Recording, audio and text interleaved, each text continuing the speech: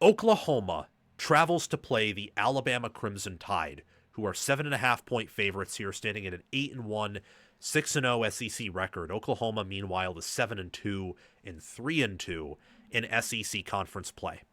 What do I think about the Sooners' chances? They're an underdog. We know Oklahoma is more limited than Alabama, not just because of that line, but also because of the power ratings and the efficiency metrics. In efficiency, Alabama is 8th and rising pretty rapidly. Oklahoma is 13th. In FPI, Alabama is 4th, and Oklahoma is 15th. So the Tide are the better team. They have looked better. Oklahoma's had some pretty up and down performances using defense to win a game against Tennessee. Against Ole Miss, their defense sort of flatlines for much of it. They get handily beat by Texas, but also handily beat Michigan. Who exactly are they? This channel will make you a college football expert and help you enjoy watching games and make more accurate predictions. So what are you waiting for? Like, subscribe, ring the notification bell, comment your thoughts, and watch the video all the way through so that you can get the full package. And check the description and pinned comment for more ways to help yourself and this channel. And which version of them shows up is going to be very important for deciding this outcome. Taking a look at Oklahoma's schedule, Florida State seems to be an exception to the rule rather than the rule itself. You lose 17-31, and ever since then you've either won one-score games or you've dominated your opponents. Alabama right now is 1, 2, they are 3-0 in one-score games, but they have double-digit wins over LSU, Tennessee, Vanderbilt, and Wisconsin, with a 3-score win over Tennessee. And the game against LSU and Vanderbilt didn't really feel all that close after some of the earlier back and forth between the teams. Oklahoma and Auburn on the road will be their toughest games of the season. Eastern Illinois is an auto win, so if you're Alabama, you're either going at worst 9-3, at best 11-1. 10-2 gets you in. 11-1 gets you in the ACC or the SEC championship game. 9-3 Alabama would win the ACC by 30 points. And 10-2 might even get you in the SEC championship game too, as your regular season conference slate has been formidable, I would argue. They've played pretty well, and I like what I'm seeing out of the Crimson Tide here.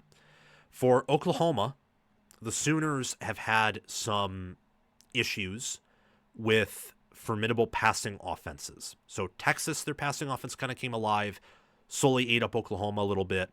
Ole Miss ate them up and spit them out of their mouth totally. And Tennessee, outside of a few interceptions, did have some success too. So this defense for Oklahoma is one of the nation's best, but it is susceptible to great passing attacks. They're awesome at stopping the run. Their rushing attacks coming alive a little bit as the season goes on. I mean, scoring 33 against Tennessee, 26 against Ole Miss, 26 on the road against South Carolina was pretty good. 24 against Auburn, even though I know one of those was a safety. Pretty good, all things considered. They've just been got as the season's gone on a little bit defensively. A 9-3 Oklahoma has a good chance of getting in, especially if Texas loses to both Texas A&M and Georgia. But a 10-2 Oklahoma is a lock to get in, and you don't have to worry about that tiebreaker. If you win here as Oklahoma, there's no reason as to why you shouldn't be able to win against a banged-up, little dead Missouri team at home and an LSU team at home that fired their head coach. Matchups, and key players. Let's talk about the key players first. Ty Simpson and John Matee are both the quarterbacks for these teams. Wide receiver 1 for each, Isaiah Satenya. Also look out for Deion Burks for Oklahoma. And then for Alabama, it's Jeremy Bernard and Ryan Williams. Tackle Caden Proctor for Alabama and tackle Michael Fasusi for Oklahoma. Pay attention to them as key players in the offensive line. Same with center Parker Brailsford. Guard Jaden Roberts for the Tide. And defensively, it's all about that front for Oklahoma. Grayson Halton, R. Mason Thomas, and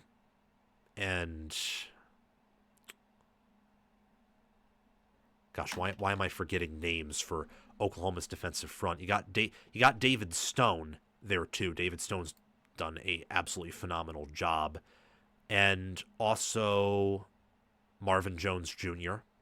too. And looking at linebacker, you got Kip Lewis, safety Peyton Bowen. Alabama defensively might have the best secondary in the country. Bray Hubbard, Zabian Brown, Keon Sabb, Deontay Lawson at linebacker. Pay attention to him. This game will be determined, I think, by big plays because Alabama allows them on the ground, and Oklahoma's come a little bit alive there, and Mateer's mobile and can improvise. And Oklahoma allows them through the air. But Simpson has not been hitting on them recently with the deep passes, though they are capable of making those. So it's interesting and fascinating to see how these teams match up. And while Alabama is better, Oklahoma, the fact that they might have an edge here in the trenches, just might. And while Simpson has proven himself to be better than Mateer, I could also say he has a better supporting cast.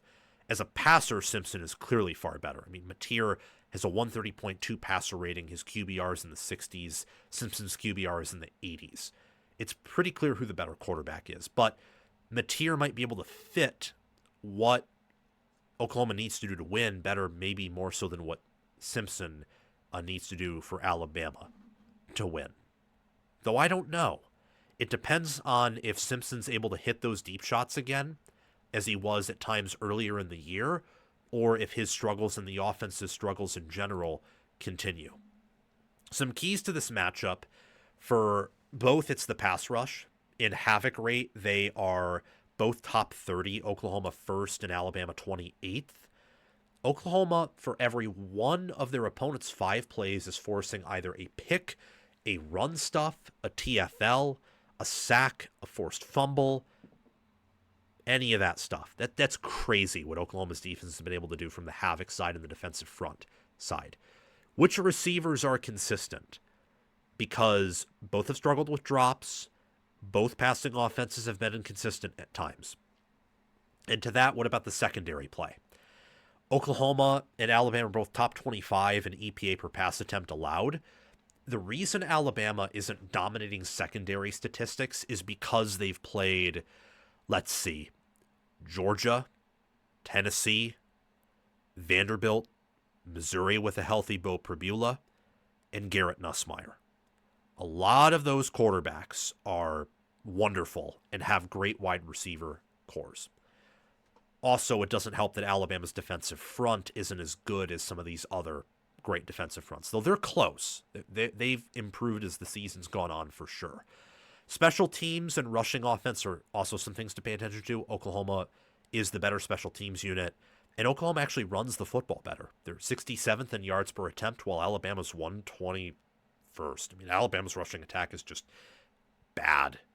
Alabama and Ohio State are, in terms of odds, if you take away Florida State, the Florida State loss, Alabama and Ohio State are your top 2 teams in odds to win it all, and they have some of the worst rushing attacks for national championship contenders in recent memory.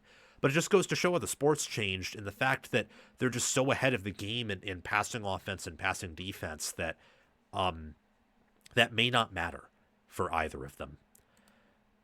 Roster matchups, to me, point in the direction of Alabama, overwhelmingly so. Oklahoma will struggle to pass. I believe that Oklahoma will also struggle to run the ball. Oklahoma will do a really good job of holding Alabama to minimal gains on the ground. I think Alabama will only rush for about 50 yards here, and if you adjust for sacks, it'll probably be less than that. But Alabama should be able to pass the ball effectively enough and get enough big plays at home, being the superior team, and they'll have this game circled to where I am picking the Tide to not cover, but to win. What I think happens is they control the game, and they're clearly the better team, and it feels like at times they're dominating, but Oklahoma, whether through a fumble recovery for a touchdown or a forced fumble due to getting pressure on Proctor, who's given up plenty of pressures this year, or they are able to strip the ball from the running backs or force an interception, or they kick their field goals and Alabama does not. They keep it close and within striking distance. If I'm wrong here, I think Alabama will steamroll Oklahoma. Oklahoma is not a very deep team, and they have issues playing from behind, as the Texas game showed and the Ole Miss game showed. So I am rolling here with the Crimson Tide to win and the Crimson Tide to cover. The scoreboard will make the game look more competitive than it actually was. Thank you for watching. It's my mission on College Football with Sam to make you the most informed, knowledgeable, and entertained fan as possible. We aren't perfect, but we hit the nail on the head more often than we hit our thumb with the hammer. Make sure to like, subscribe, ring the notification bell, comment, and if you're here, you've probably already watched the whole video. So thank you for doing those things.